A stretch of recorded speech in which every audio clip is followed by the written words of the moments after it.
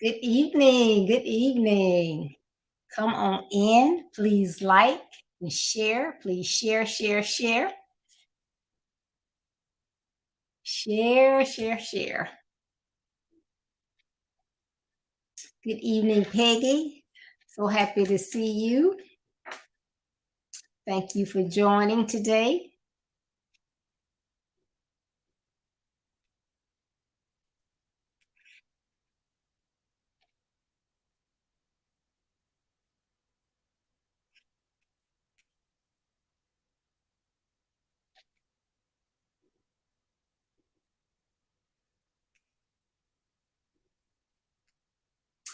Again, welcome to Build Your Best Life with Coach Deborah D. Smith. I am super excited to have you here today on Thursday.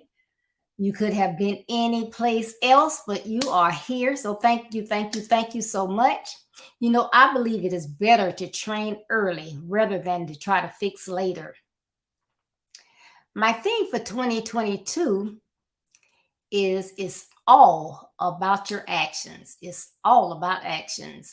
You know, your words, your steps, your gestures, your facial expressions, your voice tone, what you write, the movement of your eyes, all speak volumes and are your actions. What your actions say to others is crucial. So please stop and think before you speak and act. Now, my theme for March is family, friends, and foes. Family, friends, and foes. Some of us have a few family members and a lot of friends, hopefully, not so many foes. Others of us um, may have a few friends, hundreds of family members. You don't know how many foes. But regardless, we all know that relationships are very, very important. And as we interact with others, that ties in to our actions because, you know, what happens in life is 10% of what you do and 90% of how you react to it. So I have an interesting topic for you today. Trolling or molding. Trolling or molding. Wow, I guess you say, what is that all about? Trolling or molding? Well, as we think about family, friends, and foes, think about feedback.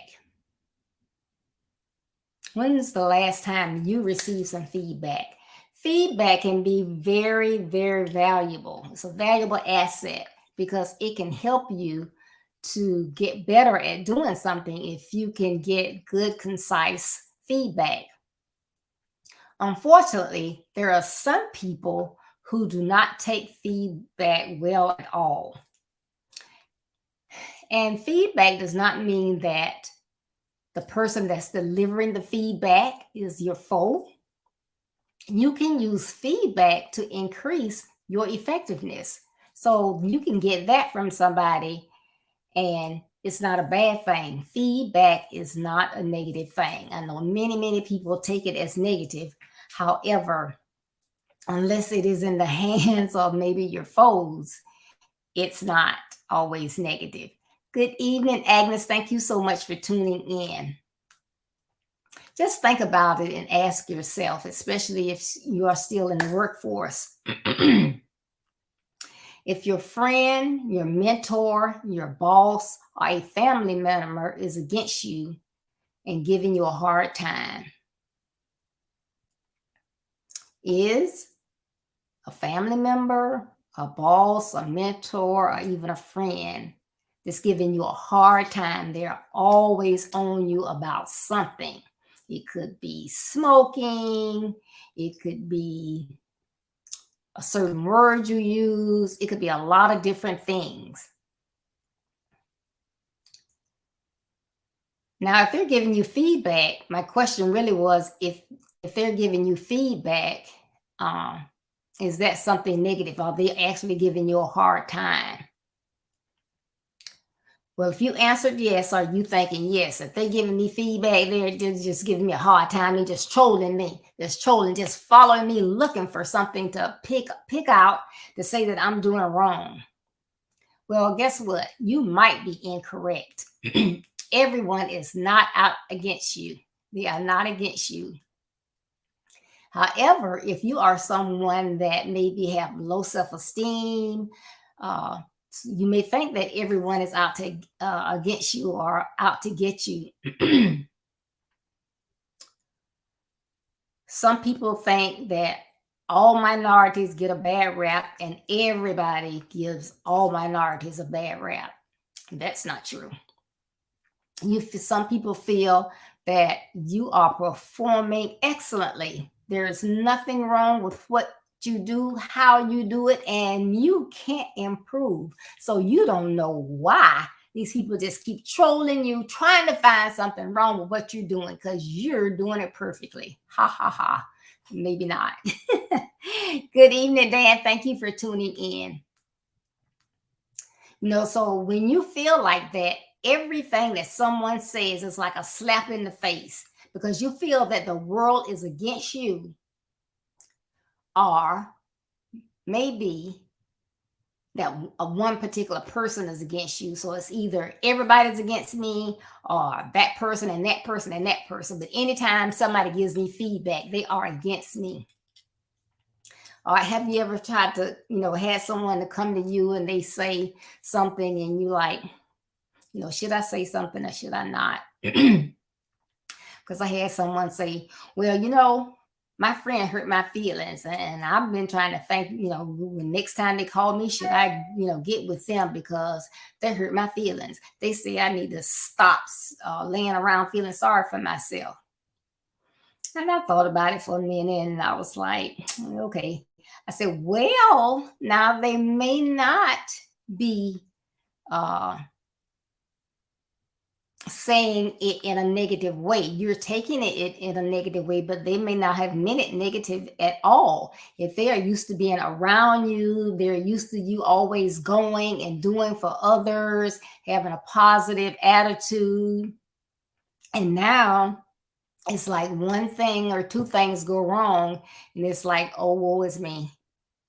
I'm just at the end of my rope. I just can't make it. They're not used to that, and they know that you have so much more in you. So they are trying to encourage you. Hey, get up, dust yourself off, and get back out there. You can do it. And they said, "Oh, okay. I didn't think about it like that. Well, I'm glad I mentioned it to you first because I, really was going to, she didn't say let them have it, but I'm kind of thinking, yeah, she was going to get with them. But, if someone is your friend and they know you are out of source or you're not acting like you normally act, oh, that is not all like Peggy. Peggy is always smiling and joking and laughing. Something's not right. I'm going to say something. Well, I know that that's my friend. It's been my friend for years. So I need to say something that's going to get her, to shake it off and get back out there. Hey, girl, what's going on? What's wrong? Do we need to take a ride? We need to go out to lunch. What's going on? Because I want her to be her very best. So not everybody that you think is against you is throwing shade your way. Cannot be the case. And I've seen it happen a lot to people at work. As soon as a boss begins to say something, oh, they riding me. They riding me. I think they're trying to get rid of me. What are you doing? What are they saying? And I know more than one time I've had to say, no, well, I don't know them personally. They could be that way. But again, they may see something in you and they're trying to push you to do better, push you to do more because you're kind of laid back. So they want to see, they want to get your juices flowing, get you to, to get up and they want to see what you're working with because they probably can see potential in you that you're not even, you don't even know that you have. So it is not always a bad thing. Now, when I say these things, I am not at all saying that there are not some negative people, there are not some haters, there are not some races, There are not some men that are biased against women in the workplace. That's not what I'm saying at all. I am just saying that not everybody that we think is against us is against us. So that professor that calls on you every single time, why does he keep calling on me? Every time he calls on me, I don't know the answer. Well, the professor may be a good professor, a professor that cares about the students, not just there to get a paycheck, but truly cares about the students. They've seen your transcripts, they know what you can do, but for some reason you're not doing well in this class, but you're not asking questions. So what is it? So they're trying to either get you to say, hey, wait a minute, if every time they call on me, I don't know the answer, apparently I need to get some more help. I either need to go down to the study lab, I need to get to this professor during their office hours and get some help. But they're trying to get you to move. That's not picking on you. But if you sit there and you need help and you're not saying anything, you're doing, detriment to yourself. So you have to watch that. So everyone has someone that is assigned, to assist. I always say that. And some people have good intentions. Now, not to say that everybody knows the right way to approach someone when they're trying to help, but just as an example of the lady that I gave before. Now, the person said to them, you need to, stop feeling sorry for yourself. Well, that made them feel some type way. So based on your friend and their personality, you may not be able to say certain things to them. You have to fix it a different way and say it. But if it's your friend and you spent time with them for years, you should pretty much know them. And so, people have different type personalities. People have different teaching styles, just like people have different learning styles. People have different teaching styles, and people have other ways of doing things.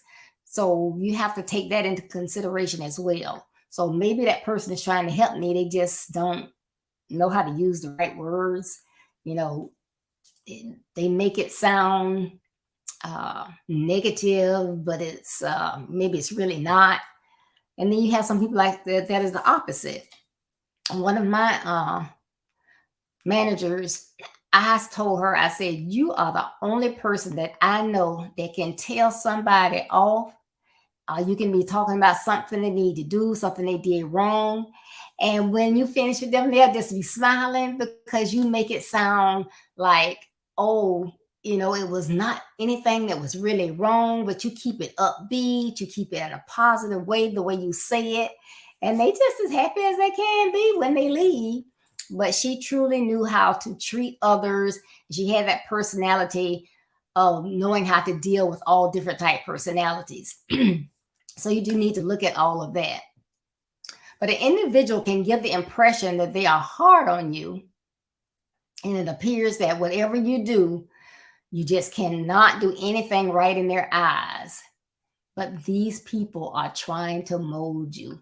They are trying to get out of you that what they see in you. Because as I look back, I see some of those people that were the hardest on me are the ones that I got the most from, the ones that, as I exhibit different attributes, ethics, or things that I do now in business and in personal life.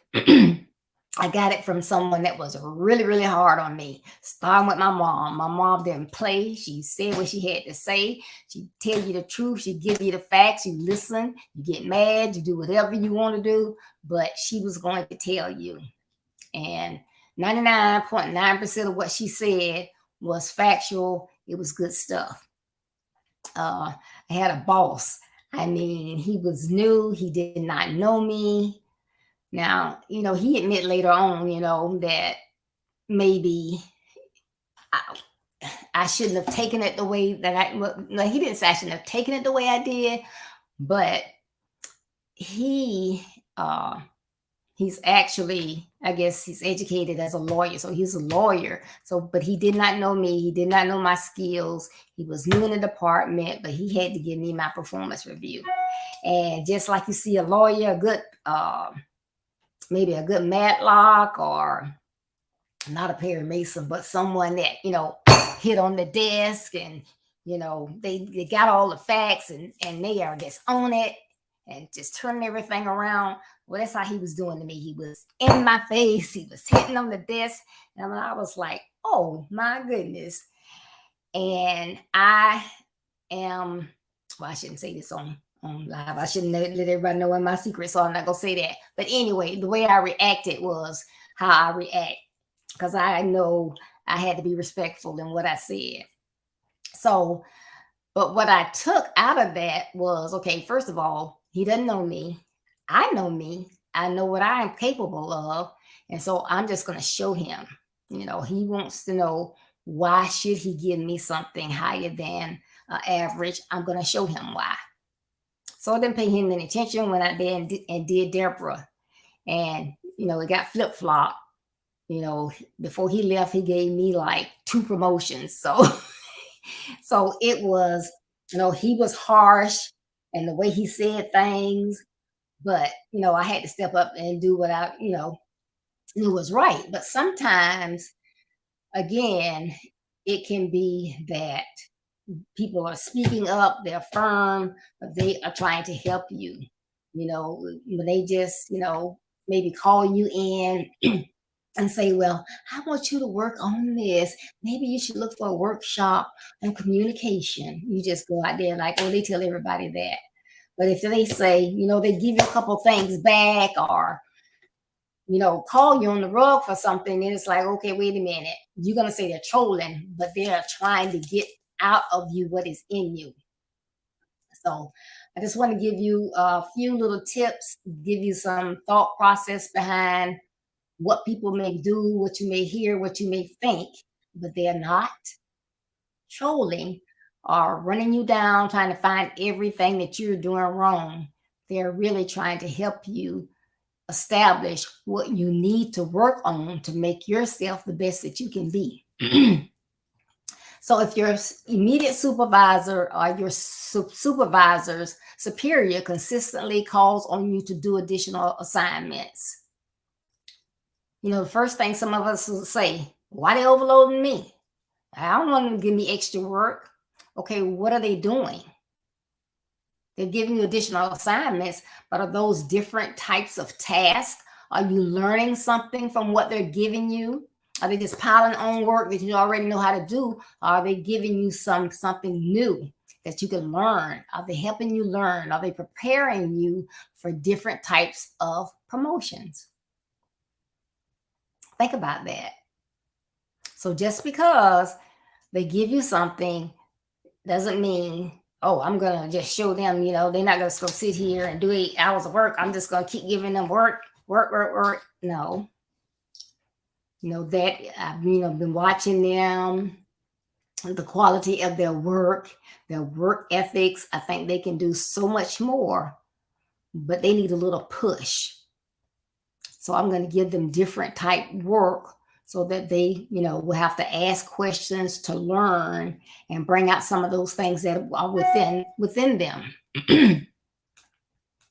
Another one that you can think about, you're in a meeting. Everyone is asked the same thing. The boss asks, let's go around, give a report on your respective areas. So everybody gives their report. I have 10 employees, and we had 85% work that went out on time, and 5% have not gone out. Another 10% was late. Blah blah blah.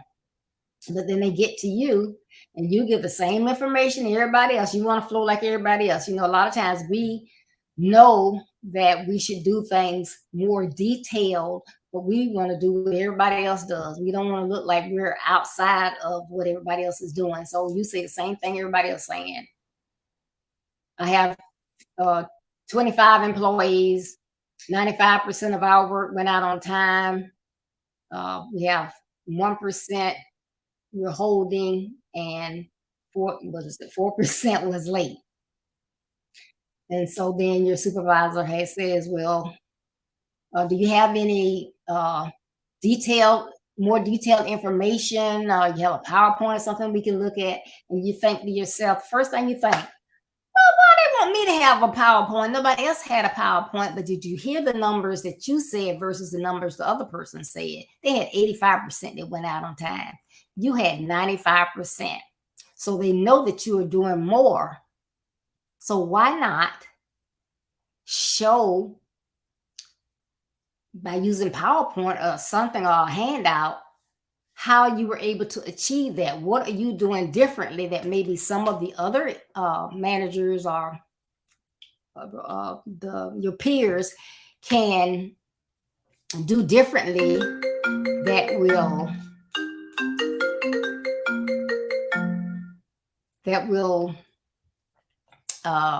help them. So they're asking you to do more because right now your quality is better, your performance is better. So they're trying to get you to stand out because you're doing above average work. They're not trolling you. They are trying to mold you to show you, hey, let me push mine up a notch. I'm doing, I'm making sure that I'm managing the area and we're able to do more. Let me show how we're able to do that.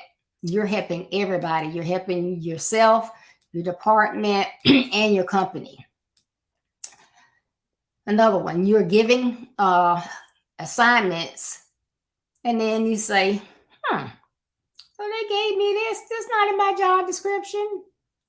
People are quick to say that one. It's not in my job description. And so most times you don't read everything when you're hired on a job because it says what's in that job descriptions plus what anything that the management may give you as well. But again, they may be giving you an opportunity to learn something new, something that's superior, a more high level an employee would perform. So this is a plus for you. You're showing that, hey, I can take that on. I can handle it. They are molding you. Okay, this is, I've seen this one a lot of times. You receive an email that you have been accepted into a leadership mentoring program, a leadership mentoring program. That means that they think you are a potential leader, not in your area, in the company. And if it's leadership within the company, that means that your mentor is going to be a high level executive. Wow. But what do you say? Now they want me to get in this program. I'm going to have to go to more meetings, plus do the work I'm already doing. Wrong, wrong, wrong, wrong, wrong. They are molding you. Did you hear what I said? You are being offered a mentorship in a leadership program. You will be mentored by high-level executives. You don't have to say, well, I didn't sign up for that. I don't want to go to that. Well, why did we think I'm a leader? I got an email like that. I didn't ask any questions. I was like, I don't know. I told my manager, I said, well, I don't. So I told her, I'm going to start attending. And I got the email about leadership program. She said, well, did you apply for that? I said, no, I thought you put me in there. She's like, no. Come to find out, my vice president had submitted my name to be in that program. So, wow, I'm glad I didn't I don't know, why they put my name on. I don't want to go to that. Someone saw something in me that I could step up and do more. Okay, so not trolling, molding you, trying to make you be the best that you can be. And this is important in building your best life. You don't want to be mediocre. You don't want to be average. You want to be the best that you can be. And the last one I have is let's just say there is a new work group, equal pay work group. Your manager tells you that your name has been given to the committee head over that program, and you should be hearing from them in a couple weeks. You'll receive an email. You think, okay, nobody asked me. I didn't know I want to be on the work committee. Well, what are they doing? Okay, if they put you on this new initiative, you think, and this is important, equal pay work group. That's something that sounds really important. You think that they will put anybody on that committee? Someone that comes to work when they feel like it or call in if they get a hangnail, someone that their quality is below 50%, someone that's getting below average on their performance reviews. Why would they want to send them? Think about it. These are great opportunities. These are people that are trying to show you that you have potential. God has a purpose for you. He's going to equip. If he gives you a purpose, he's going to equip you to do that. You may be laid back. You may be an introvert. You may have low self-esteem. But if there's someone that sees that potential in you and they begin to push you so that you can do better, that you can grow, that you can develop, don't think that they're just trolling you, giving you feedback, just trying to find any mistake that you're making. They are trying to get you to see the best in you.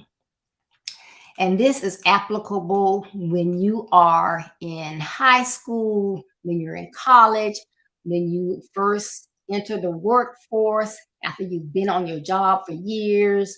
So you working, you go back, you get another degree, you go back.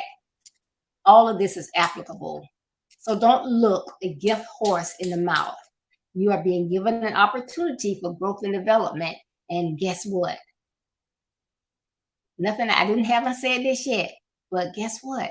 It's not costing you anything.